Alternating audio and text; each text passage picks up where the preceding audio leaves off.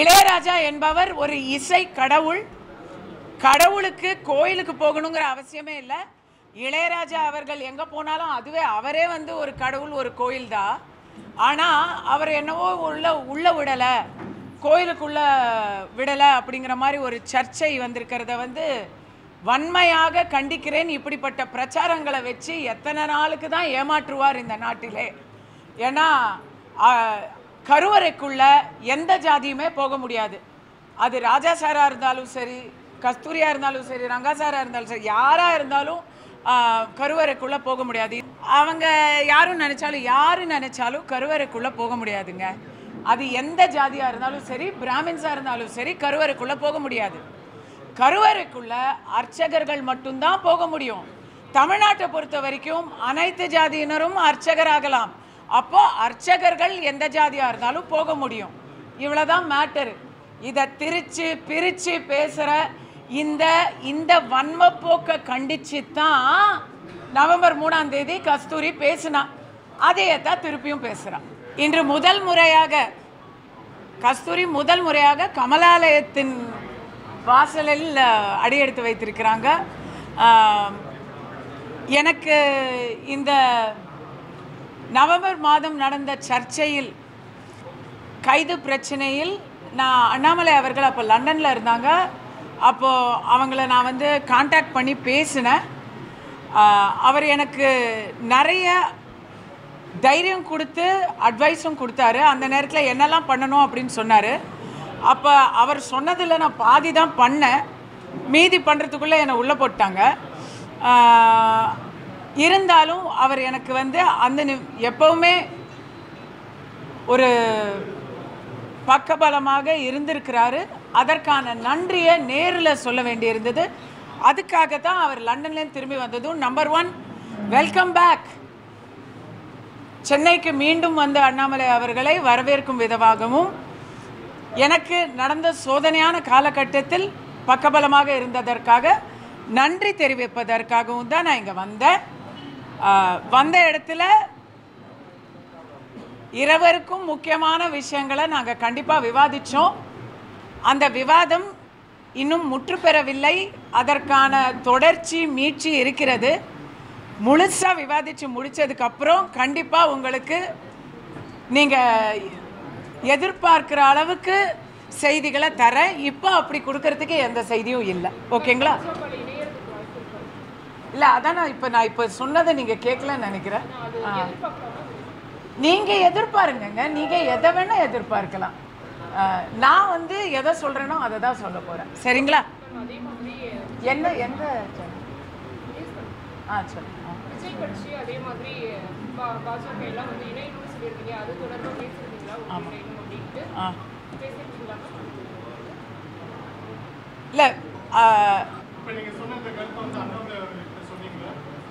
இல்லை, இன்னைக்கு நாங்கள் வந்து கடந்த ஒரு மாதமாக நான் சந்தித்து கொண்டிருக்கும் வேறுபாடுகள், என் வாழ்க்கை ரொம்ப மாறிப்போச்சு இந்த ஒரு மாதமாக. அந்த மாற்றங்களை பற்றி தான் நாங்கள் வந்து இன்றைக்கி பேசினோம். கொஞ்சம் அரசியலும் பேசியிருக்கோம். மொத்த அரசியலும் பேசி முடிச்சுட்டு தான் அவங்கக்கிட்ட சொல்ல போகிறோம். சரிங்களா? இன்னும் ஒரு முக்கியமான விஷயம், இதை நீங்கள் யாரும் கேட்கலனாலும் நான் வந்து இதை சொல்கிறேன். நீங்கள் கேள்வி அப்புறம் வேணால் கேட்டு எடிட் பண்ணிக்கோங்க. இளையராஜா அவர்களை பற்றிய சர்ச்சை. இளையராஜா என்பவர் ஒரு இசை கடவுள். கடவுளுக்கு கோயிலுக்கு போகணுங்கிற அவசியமே இல்லை. இளையராஜா அவர்கள் எங்கே போனாலும் அதுவே அவரே வந்து ஒரு கடவுள், ஒரு கோயில் தான். ஆனால் அவர் என்னவோ உள்ள விடலை, கோயிலுக்குள்ள விடலை அப்படிங்கிற மாதிரி ஒரு சர்ச்சை வந்திருக்கிறத வந்து வன்மையாக கண்டிக்கிறேன். இப்படிப்பட்ட பிரச்சாரங்களை வச்சு எத்தனை நாளுக்கு தான் ஏமாற்றுவார் இந்த நாட்டிலே? ஏன்னா கருவறைக்குள்ள எந்த ஜாதியுமே போக முடியாது. அது ராஜா சாராக இருந்தாலும் சரி, கஸ்தூரியாக இருந்தாலும் சரி, ரங்கா சாராக இருந்தாலும் சரி, யாராக இருந்தாலும் கருவறைக்குள்ளே போக முடியாது. இதோ என் கூட இருக்கிறது என்னுடைய தெலுங்கு சொந்தங்கள். தமிழ்நாடு தெலுங்கு மக்கள் இயக்கத்தை சேர்ந்த என்னுடைய சகோதரர் தேவரகொண்டா ராஜு, ப்ரொஃபஸர் ஸ்ரீனிவாச ராவ், இதுவும் ஒரு ஸ்ரீனிவாசன், மனோஜ் கருடா, இவங்க எல்லாரும் என்னுடைய நான் இந்த அசோசியேஷன் மெம்பர். தமிழ்நாடு தெலுங்கு மக்கள் இயக்கத்துடைய மெம்பரு நான். அவங்க யாரும் நினச்சாலும் கருவறைக்குள்ளே போக முடியாதுங்க. அது எந்த ஜாதியாக இருந்தாலும் சரி, பிராமின்ஸாக இருந்தாலும் சரி, கருவறைக்குள்ளே போக முடியாது. கருவறைக்குள்ளே அர்ச்சகர்கள் மட்டும்தான் போக முடியும். தமிழ்நாட்டை பொறுத்த வரைக்கும் அனைத்து ஜாதியினரும் அர்ச்சகராகலாம். அப்போ அர்ச்சகர்கள் எந்த ஜாதியாக இருந்தாலும் போக முடியும். இவ்வளோதான் மேட்டரு. இதை பிரித்து பேசுகிற இந்த வன்மப்போக்கை கண்டித்து தான் நவம்பர் 3ஆம் தேதி கஸ்தூரி பேசினா. அதையே தான் திருப்பியும் பேசுகிறான்.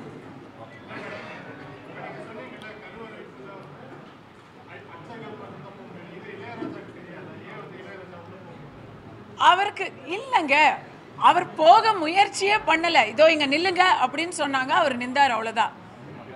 அவருக்கு மரியாதை பண்ணணும், இந்த இடத்துல நில்லுங்கன்னு சொல்கிறாங்க, அங்கே அவர் நிற்கிறாரு. இவ்வளோதான் நடந்தது. அதை இங்கே நில்லுங்கன்னு சொல்லிட்டாங்க அப்படின்னு சொன்னது தான் பிரச்சனையே. வேற எதுவும் இருக்கா? நன்றி. தமிழக பாரதிய ஜனதா கட்சியினுடைய மையக்குழு கூட்டம் இன்று நடைபெற்றது. மாநிலம் முழுவதும் கடந்த சில மாதங்களாக நடைபெற்று கொண்டிருக்கின்ற உறுப்பினர் சேர்க்கையினுடைய வேகம், அதனைத் தொடர்ந்து தீவிர உறுப்பினர்கள் சேர்ந்த வேகம், இவையெல்லாம் தமிழக பாரதிய ஜனதா கட்சிக்கு ஒரு மாபெரும் உத்வேகத்தையும் எழுச்சியையும் தமிழகத்திலே உருவாக்கி கொடுத்திருக்கின்றது. தமிழக பாரதிய ஜனதா கட்சியில் ஏராளமான எண்ணிக்கையில் சேர்ந்திருக்கின்ற லட்சக்கணக்கான தமிழக மக்களுக்கு எங்களுடைய நன்றிகளை தெரிவித்துக் கொள்கின்றோம். தமிழகம் என்றும் தேசியத்தின் பக்கம் என்று உறக்க முழக்கக்கூடிய வகையில் தமிழகத்தில் இருக்கக்கூடிய கோடான கோடி மக்கள் ஒருங்கிணைந்து வருவார்கள் என்கின்ற நம்பிக்கை எங்களுக்கு பிறந்திருக்கின்றது. தற்போது கட்சியினுடைய அடிமட்ட தேர்தல் நாடு முழுக்க ஆரம்பித்திருக்கின்றது. அதனுடைய அடிப்படையில் தமிழகத்தில் இருக்கக்கூடிய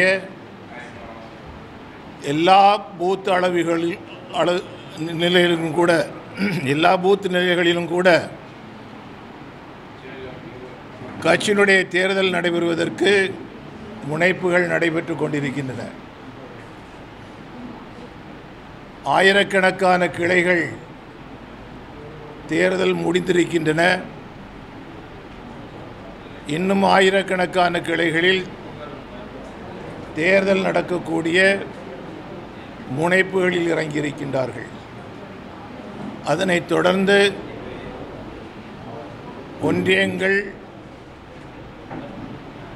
மண்டல்கள் என்று தேர்தல் நடைபெற்று மாவட்ட தலைவர் தேர்தல் முடிக்கப்படக்கூடிய சூழ்நிலைகள் நெருங்கி வந்து கொண்டிருக்கின்றது. எனவே வருகின்ற 2025 ஆண்டு தமிழக பாரதிய ஜனதா கட்சிக்கு ஒரு மாபெரும் எழுச்சியை தரக்கூடிய ஆண்டாக அமையும் என்கின்ற நம்பிக்கை, அதனைத் தொடர்ந்து 2026 சட்டமன்ற தேர்தலிலும் அதனைத் தொடர்ந்து வரக்கூடிய தேர்தல்களிலும் பாரதிய ஜனதா கட்சி ஒரு பெரிய முத்திரையை பதிக்கும் என்கின்ற நம்பிக்கை எங்களுக்கு வந்திருக்கின்றது. இந்த ஆண்டு டிசம்பர் மாதம், இந்த வரக்கூடிய 25ஆம் தேதியிலிருந்து அடல் பிகாரி வாஜ்பாய் அவருடைய 100ஆண்டு விழா ஆரம்பிக்கின்றது. இந்த நாட்டில் ஒரு புதிய எழுச்சியை உருவாக்கி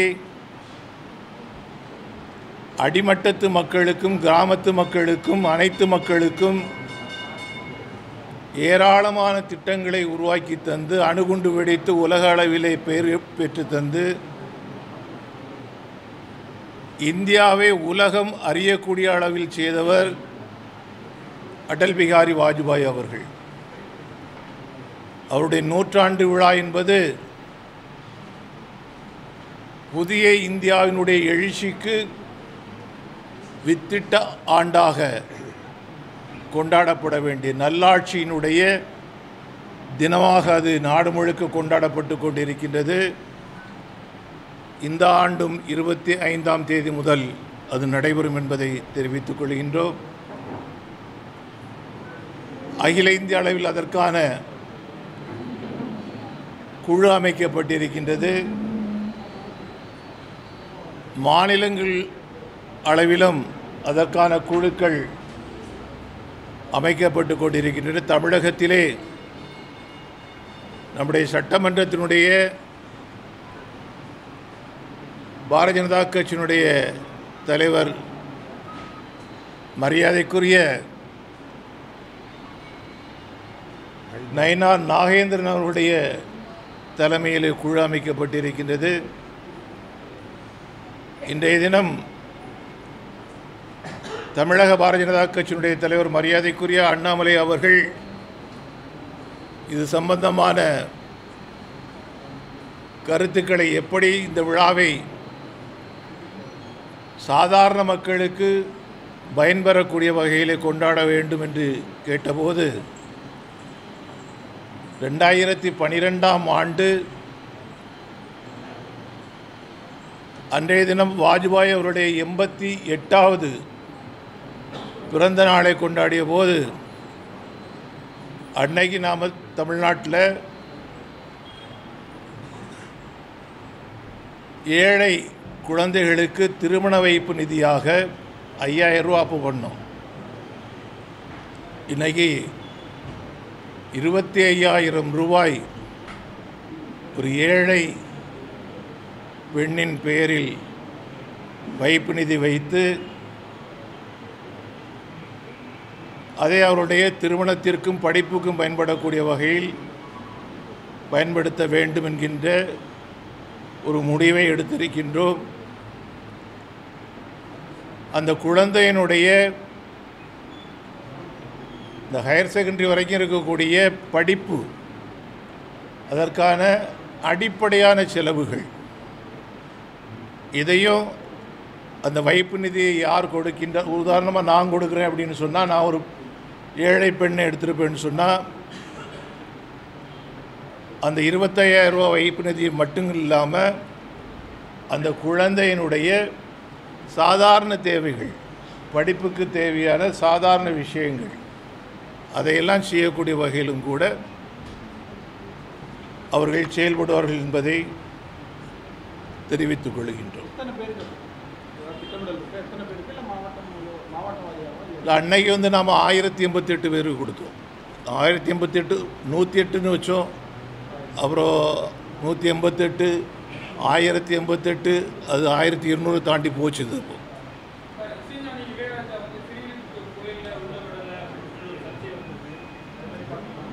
என்ன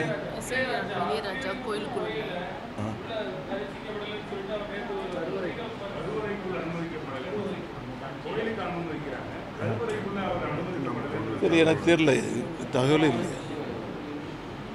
இல்லை இப்போ இன்னைக்கு இலங்கை அதிபர் பிரதமரை சந்திச்சிருக்காங்க, அதே போல் குடியரசுத் தலைவர் இங்கே நம்மளுடைய அந்த பகுதி சொல்கிறதுனால மீனவர்கள் பிரச்சனை ரொம்ப பெரிய பிரச்சனையாக இருக்குது. அதுக்கு ஒரு சொல்யூஷன் கிடைக்குதுன்னா என்ன? ஏற்கனவே வெளிநாட்டில் கைது செய்யப்பட்டிருக்கக்கூடிய மீனவர்களை விடுதலை செய்ய வேண்டும் என்று மரியாதைக்குரிய ஹைச் ராஜா அவர்கள் ஒரு விண்ணப்பத்தை நம்முடைய வெளியுறவுத்துறை அமைச்சருக்கு கொடுத்தபோது அவர்கள் அதற்குரிய நடவடிக்கைகளை எடுத்து வரக்கூடிய ஜனவரி 18ஆம் தேதி அவர்கள் திருவனந்தபுரம் வருவதாக தகவல் வந்திருக்கின்றது. டிசம்பர் 18 டிசம்பர் 4 ஏன்னா இந்த தொடர்பு தாக்குதலும் கைதும் அவங்களோட பணத்தை பறிமுதல் செய்வதும் அபராதம் போடுறதும் இந்த மாதிரி நடவடிக்கைக்கு நிரந்தர தீர்வு தானே நம்ம கேட்டு இன்னைக்கு பேசுகிறாங்கல்ல, நம்முடைய பிரதமர் அவர்கள் பேசும்போது அவர் பிரதமர் ஆகிறதுக்கு முன்னாடியே இது சம்பந்தமாட்டெல்லாம் நம்மகிட்ட கேட்டிருக்காங்க.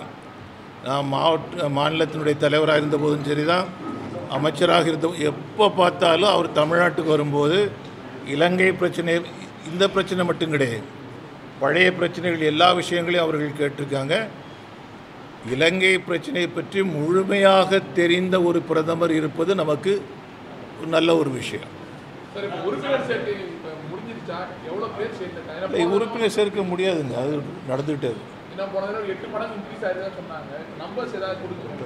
இல்லை இப்போ நாம் நம்பர்லாம் இப்போ குறிப்பிட முடியாது, ஏன்னா அது ஆன்கோயிங் ப்ராசஸ், மிஸ்டு காலில் போயிட்டு இருக்கக்கூடியது. அது நம்ம கரெக்டாக சொல்ல முடியும். நான் இதுக்கு முன்னாடி அதை சொல்லியிருக்கிறேன் உங்கள்கிட்ட. தேர்தல் நடக்காது அப்படின்ற மாதிரியும் ஒரு எல்லாமே ஒரு கன்சென்சஸ்ல முடிவெடுக்கிற மாதிரி ஒரு போன மீட்டிங்ல முடிவெடுத்ததா செய்தி வந்திருக்காரு. அது என்ன உண்மைதானா? அது இல்லை நடத்துற தேர்தல் நடத்துறீங்களா? பாரதிய ஜனதா கட்சி மற்ற அரசியல் கட்சிகளை போல் கிடையாது. இது ஒரு குடும்பம். அவங்க ஒத்த கருத்தோடு வர்றாங்கன்னு சந்தோஷம், அவ்வளோதான். தேர்தல் நடக்குது, அது ஒத்த கருத்தோடு அவர்கள் வரும்போது இல்லை நீங்கள் போட்டி போட்டு தான் வரணும் அப்படின்னு சொல்கிறதுல என்ன இருக்குது? தமிழ்நாடு காங்கிரஸ் தலைவர் செல்வப்பிரந்தை அவர்களுக்கு இப்போது நாடாளுமன்றத்தில் ஒரு நாடு ஒரு தேர்தல் விஷயத்தை ஒரு நாடு ஒரு தேர்தல் எலெக்ஷனை அதை இப்போ அமல் கொண்டு வரது அதானி போன்ற விவகாரத்தை கட்சி தரத்துக்காக பண்ணுறாங்க அப்படின்னு குற்றச்சாட்டு. காங்கிரஸ் கட்சி 325 நாளும் எலெக்ஷன் எதிர்பார்ப்பாங்க. பாராளுமன்றத்துக்கு எத்தனை பாராளுமன்ற உறுப்பினர்? 543 பாராளுமன்ற உறுப்பினர். ஒவ்வொரு பாராளுமன்ற தொகுதிக்கும் ஒவ்வொரு நாள் எலெக்ஷன் நடக்கணும், ஒவ்வொரு சட்டமன்ற தொகுதிக்கும் ஒவ்வொரு நாள் எலெக்ஷன் நடக்கணும், ஒவ்வொரு பஞ்சாயத்துக்கும் ஒவ்வொரு நாள் நடக்கணும். நாடு உருப்படும்.